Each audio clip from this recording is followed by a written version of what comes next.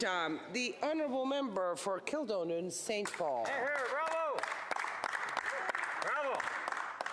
Thank you, Madam Speaker. Thank you very much. I rise today. It's a very serious and historical day in our country. We are literally debating and making history today on the government's ability to invoke the Emergencies Act. So it's a critical vote, and 12 people will decide history today, Madam Speaker. The government, as we know, has a minority government, and so they need 12 votes and only 12 votes to decide the future of this country and the precedent that we may be setting today. So that's when we look to the Green members and the NDP members. Their voices today are more powerful and more important than really at any other time that I've been a member of Parliament. The power they wield today will determine the future of our country. I think it's really important for people at home to recognize that this is a pivotal moment in our country. And earlier today, I spoke in the House about the NDP and how important their role is here. And we know that in 1970, Tommy Douglas, one of the most adored and revered politicians in Canadian history, voted against the War Measures Act when Pierre Elliott Trudeau brought it in. And yet today, we see serious indications that the NDP will be voting with the son of Pierre Trudeau to prop up his government and support the invocation of the Emergencies Act and its passage today. And I urge them to reconsider. I think what we're doing today, the precedent we're setting to be able to freeze bank accounts of political dissidents, the importance of that cannot be understated. And so we're here today to debate the Emergencies Act and whether or not we need it. But a week ago, when the Liberals brought it in, they claimed that the threshold was met, that there was a national emergency that jeopardized public safety and our economy. However, since that time, we've seen all the blockades have been cleared, the Ambassador Bridge has been cleared, the blockade at Coutts, Alberta has been cleared. Those two, by the way, were cleared without the emergency powers. Right. Yep. In Emerson, Manitoba as well, and a huge props to the RCMP in Manitoba, who did a phenomenal job of lowering the temperature, peacefully negotiating with protesters, and they resolved that conflict without the need of the emergency powers as well. Now, the Ottawa Police and other police forces cleared the protest this weekend in Ottawa. But the reasons they cited for, please.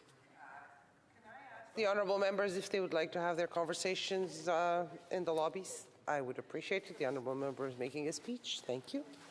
Yeah, thank you, Madam Speaker. Thank you very much. And so the blockades have been cleared. They did not need the emergency powers for that. Now, when it comes to Ottawa, they've also cleared that out. However, we consistently hear ministers and members from the other side that they needed these emergency powers to end the unlawful blockades in Ottawa. That's what we keep hearing.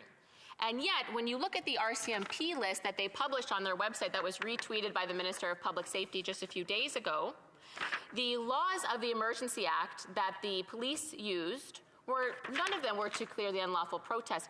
It was the banking power. It was the banking power that the RCMP claimed that they needed. That's the only powers they've cited. Which makes sense because we know you don't need the emergency powers to clear an unlawful protest. You don't need them to suppress a riot. You don't need them to clear a bridge or a piece of critical infrastructure. All of those powers were readily available to the RCMP and other police forces and to governments. And yet they were not used. We're not sure why that is. We've yet to receive a real clear answer on that. All we've heard is we needed these emergency powers, these unprecedented powers. And as I've said, the RCMP only quoted the financial measures. And I want to talk quite a bit about the financial measures because to me this is the most critical piece of the Emergencies Act. What we're talking about is providing the federal government the power to freeze your bank account if they don't agree with your political opinion. We heard that firsthand from the Minister of Justice on national television last week. He said if you support a political position he doesn't like, you should be, quote, very concerned. He said that. People can look it up. Shameful. Is that really what we're going to do in this country? That if there's a protest or some sort of demonstration that this government doesn't agree with, they can freeze your bank account? Or, sorry, they can order the RCMP, who orders the bank, who orders them. That's what they've been saying. It's not them. It's the hands-off. But no, we're voting on the power to freeze bank accounts of political dissidents today, Madam Speaker. which is why it's so shocking to me that the NDP, the party of protests, is looking to support the Emergencies Act today. Right. It shocks me. You go through any social media feed of an NDP member of Parliament, they've gone to countless protests, and yet we're seeing that they are supporting the government's ability to freeze bank accounts. I want to talk about the human impact of freezing someone's bank account, because what does that really mean? Well, it means when you go to the grocery store to buy food, your debit card doesn't work. When you go to the gas station to fill up your car to get to work, your credit card doesn't work. When you go to an ATM to pull out some cash to take your spouse out for dinner, no money comes out. When your mortgage payment comes out, when your gas payment comes out, when your MTS bill comes out if you're in Manitoba, there's no money in the account. It is frozen. They can freeze all of your assets, Mr. Speaker, Madam Speaker. That is how significant this authority that we're giving tonight may be given to the Liberal government today. And it's very unclear. I've received so many emails about this because we know this began as a peaceful protest. One of the largest, if not the largest, pan-Canadian demonstrations we've ever seen as it rolled across the country. Thousands of people turned out to show their support. There were 15,000, estimates say 15,000 people on Parliament Hill that first Saturday. Thousands of Canadian families donated small sums of money to voice their support for a political movement that was fighting for their right to bodily autonomy, to make their own medical choices, to hold a job, regardless of their political or their health choices, Madam Speaker. Thousands of people. And when this was announced 1 week ago today, the finance minister explained how they can freeze bank accounts. Do you want to know the terror and the anxiety felt by those thousands of people who participated in a lawful protest that very first day and gave $50 3 weeks ago to a convoy? Do you want to know what kind of terror that brings to someone? I have constituents saying they're pulling out tens of thousands of dollars from their bank accounts. I have a veteran, a very dear friend of mine, possibly the sweetest older man you'll ever meet. He served our country valiantly for 28 years. And although he's very pro-vax, he supports the right for others to choose, so he gave the convoy $50 2 weeks ago. He canceled his credit cards because he's so terrified the government's coming for his money. I have constituents who are hiding cash under their beds. Like, that is how terrifying this power is. And the lack of clarity has been astounding. It was just today, 7 days after that initial announcement by the Deputy Prime Minister about freezing bank accounts, just today, she finally clarified, oh, no, if it's before the 15th, Tuesday, February 15th, don't worry about it. It's not retroactive. It's just from Tuesday. Why did it take her 7 days to make that publicly declared?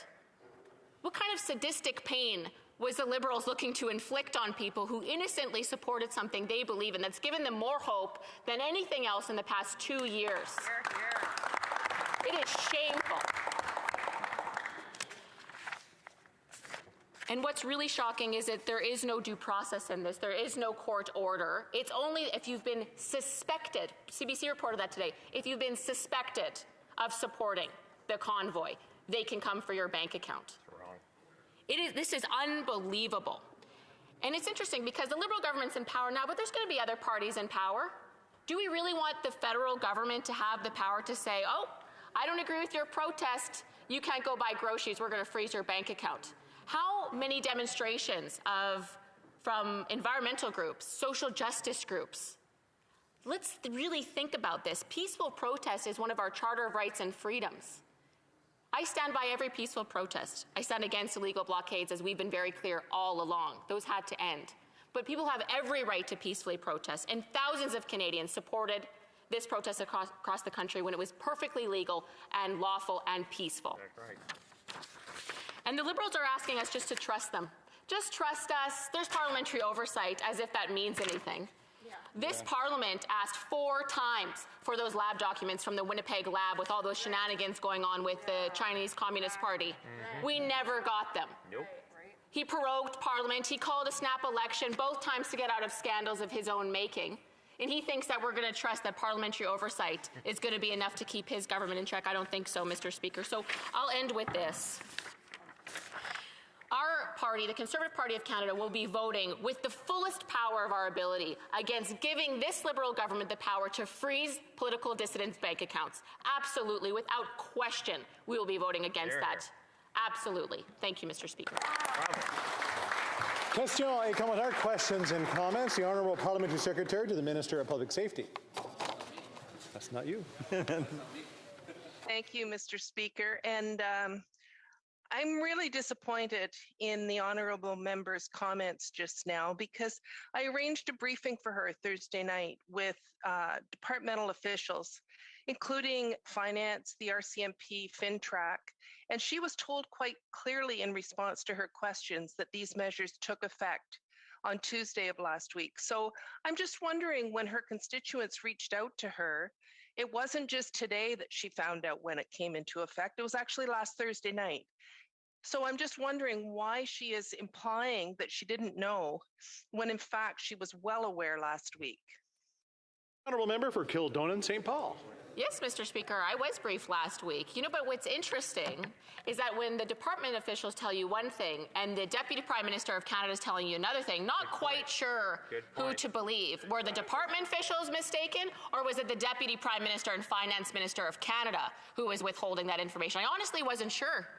I'm really glad she came out today, because I've been telling my constituents, you know, I'm hearing it's just the 15th onward. But yet we're also hearing across the country that other bank accounts have been frozen.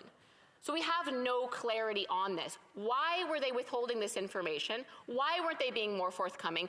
The Deputy Prime Minister has the attention of the nation anytime she wants to. Why didn't she make this publicly clear? Is she just trying to punish Canadians? Does she enjoy traumatizing them? I don't know. Questions et commentaires. L'honorable député de Lac-Saint-Jean. Merci, M. le Président. Merci. Je remercie mon honorable collègue de Kildonan-Saint-Paul.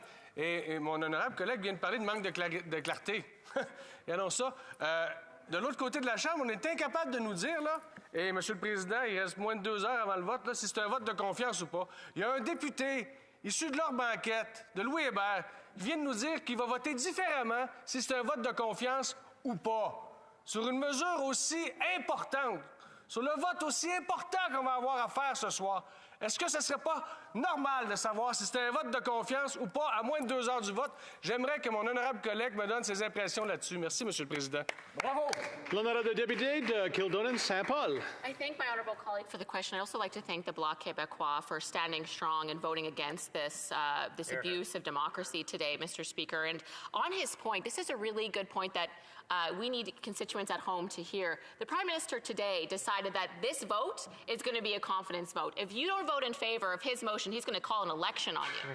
That's his respect for the democratic process today, Mr. Speaker. So he's strong-arming his own backbench MPs who've already come out saying, look, I didn't want to vote for this, but I'm going to have to because it's going to be a confidence vote. What do you think that impact is having on the NDP as well, Mr. Speaker, who's been very clear that they're not quite sure if they're going to vote for it or not, but how are they going to vote against it if we're going to plunge the country into an election?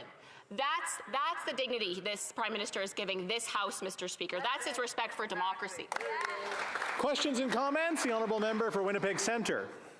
I'd like to thank the honourable member from Kildonan, St. Paul. We certainly share space in the same province.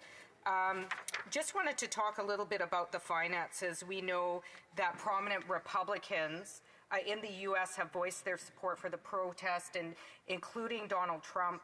Ottawa police are concerned with significant amount of money supporting the convoy. Texas Attorney General Ken Paxton criticized GoFundMe for, in quotes, failing to deliver Texan money, really demonstrating international interference. You know, I know her colleagues have talked about supporting protests. Certainly, I know about all the anti-Indigenous visceral comments that I've had to hear from the Conservative Party over the past couple of days. You know, I don't think this is about anti-mandate versus pro-mandate. The Honourable Member for Kildonan, St. Paul. Thank you, Madam. Thank you, Mr. Speaker. Sorry, I hate to cut her off. Sorry.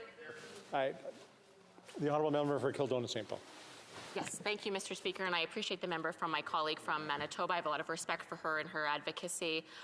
She didn't quite get to the question, but what I would say is that I know that members of this House have all, particularly the NDP and the Liberals and the Greens for sure, have gone to protest. Actually, the leader of the Green Party was arrested for blockading a road to a pipeline construction site 4 years ago. So should we be freezing her bank? No, of course we shouldn't be freezing her bank account. I'm not looking at the NDP or the Liberals for supporting protests whose leaders have said extreme things online. But if that's the standard we want to be setting today, by all means, people can start digging up on their social media feeds and can be finding a ton of extremist language from protest leaders that many members of this House, including the NDP members, have attended. Order. We're going to go back to debate. I'm just going to wait till everybody. Thank you. The honourable member for Red Deer Lacombe. Mr. Speaker,